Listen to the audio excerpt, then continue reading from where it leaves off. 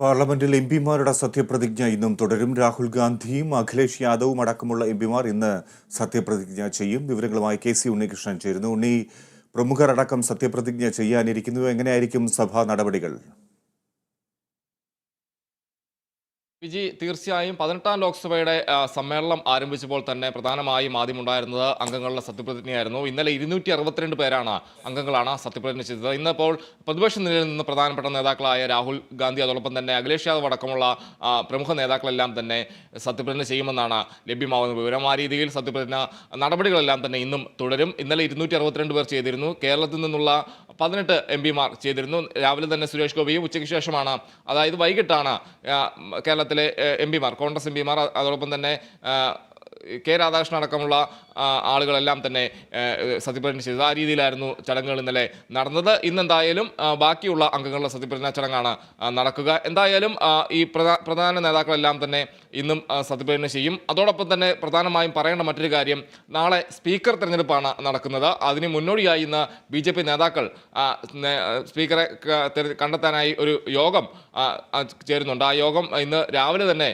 ഡൽഹിയിൽ ഉണ്ടാകുമെന്നാണ് അറിയുന്നത്. എന്തായാലും ഈ വോട്ടെടുപ്പ് ഒഴിവാക്കാനായിട്ട് പ്രതിപക്ഷവുമായി സർക്കാർ ചർച്ച നടത്തിയിട്ടില്ല. എന്തായാലും പ്രതിപക്ഷ സ്ഥാനാർത്ഥിയും എന്തായാലും ഈ സ്പീക്കർ സ്ഥാനത്തേക്ക് ഉണ്ടാകുമെന്നാണ് മനസ്സിലാക്കുന്നത്. ഈ ഭരണപക്ഷത്തിൻ്റെ സ്ഥാനാർത്ഥിയെ പ്രഖ്യാപിച്ച ശേഷമാകും ഇതിലൊരു പ്രതിപക്ഷം നിലപാട് വ്യക്തമാക്കുകയെന്നാണ് മനസ്സിലാക്കുന്നത്. എന്തായാലും പ്രധാനമായും ഈ ഭരണപക്ഷത്തെ സംബന്ധിച്ച് അവർ പ്രധാനമായും മുന്നോട്ട് വെക്കുന്നത് നിലവിലെ പ്രോട്ടേം സ്പീക്കറായ ഭർത്തൃഹരി മഹത്താബ്, അതോടൊപ്പം തന്നെ അതായത് 17ാം ലോക്സഭയിലെ സ്പീക്കറായിരുന്ന ഓം ബിർള, ഇവർ രണ്ടുപേരാണ് സജീവമായി ഒരു പരിഗണനയിലുള്ളത്. ഇവർക്ക് രണ്ടുപേർക്കുമാകും ഒരു മുൻഗണന നൽകാനുള്ള സാധ്യത. ആ രീതിയിൽ ഇന്ന് നടക്കുന്ന യോഗത്തിൽ ആ രീതിയിൽ ഭരണപക്ഷം, അതായത് BJP നേതാക്കളെല്ലാം യോഗം ചേർന്ന് അതിൽ തീരുമാനം എടുക്കുമെന്നാണ് കരുതുന്നത്. ഈ സ്പീക്കർ തെരഞ്ഞെടുപ്പിന് ശേഷമാകും പ്രതിപക്ഷ നേതാവിനെ തിരഞ്ഞെടുക്കുക. പ്രതിപക്ഷ നേതാവിൻ്റെ കാര്യത്തിൽ ഒരു തീരുമാനമായിട്ടില്ല. അതിനുശേഷം അംഗങ്ങൾ, ഇന്ത്യ സഖ്യത്തിലെ അംഗങ്ങൾ യോഗം ചേർന്ന്, കോൺഗ്രസ് അംഗങ്ങളെല്ലാം തന്നെ യോഗം ചേർന്ന് ഇതിലൊരു തീരുമാനമായി എടുക്കുമെന്നാണ് മനസ്സിലാക്കുന്നത്. അത് ഈ സ്പീക്കർ തെരഞ്ഞെടുപ്പിന് ശേഷമാകും ആ രീതിയിൽ പ്രതിപക്ഷ നേതാവിനെ തിരഞ്ഞെടുക്കുകയെന്നാണ് മനസ്സിലാക്കുന്നത്. എന്തായാലും ഇന്നും സഭാ നടപടികൾ തുടരുമ്പോൾ പ്രധാനമായും സത്യപ്രതിജ്ഞയാണ് ഉണ്ടാകുക. നാളെ സ്പീക്കർ തെരഞ്ഞെടുപ്പ് നടക്കുക. അതിന് മുന്നോടിയായുള്ള യോഗങ്ങളും ചേരും. എന്തായാലും സജീവമായി തന്നെ മറ്റ് വിഷയങ്ങളെല്ലാം തന്നെ സഭയിലേക്ക് വരാനുള്ള സാധ്യതയുണ്ട്. അപ്പോൾ നീറ്റ് വിഷയത്തിലടക്കമുള്ള പ്രതിഷേധങ്ങളെല്ലാം തന്നെ ദേശീയ തലത്തിൽ ശക്തമായി തന്നെ നിലനിൽക്കുന്ന സാഹചര്യത്തിൽ അതിൻ്റെ ഒരു പ്രതിഫലനം സഭയിലേക്ക് വരും. ഈ അംഗങ്ങളുടെ സത്യപ്രതിജ്ഞ നടക്കുന്നതിനിടയിൽ തന്നെ കഴിഞ്ഞ ദിവസം ഈ രീതിയിൽ ചെറിയൊരു പ്രതിഷേധങ്ങളെല്ലാം തന്നെ സഭയിൽ ഉണ്ടായിരുന്നു എന്നതും നമ്മൾ എടുത്തു പറയേണ്ട കാര്യമാണ്.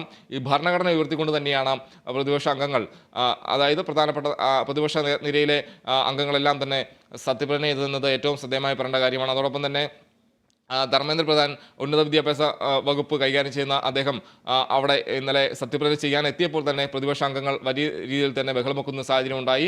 ആ രീതിയിലെല്ലാം തന്നെ നീറ്റ് വിഷയം സജീവമായി തന്നെ സഭയിലേക്ക് ശക്തമായി മുന്നോട്ട് വരുമെന്നാണ് മനസ്സിലാക്കുന്നത്. 27-നാണ് രാജ്യസഭ ആരംഭിക്കുന്നത്. അപ്പോൾ രാജ്യസഭയിൽ ആരംഭിക്കുമ്പോൾ ഇരു സഭകളെയും 27-ന് രാഷ്ട്രപതി അഭിസംബോധന ചെയ്യും. എന്തായാലും ഇന്നും സത്യപ്രതിജ്ഞ തന്നെയാണ് പ്രധാനമായും സഭയിൽ ഉണ്ടാകുക. അതിനുശേഷം നാളെ സ്പീക്കർ തെരഞ്ഞെടുപ്പും നടക്കും. ഫിജി.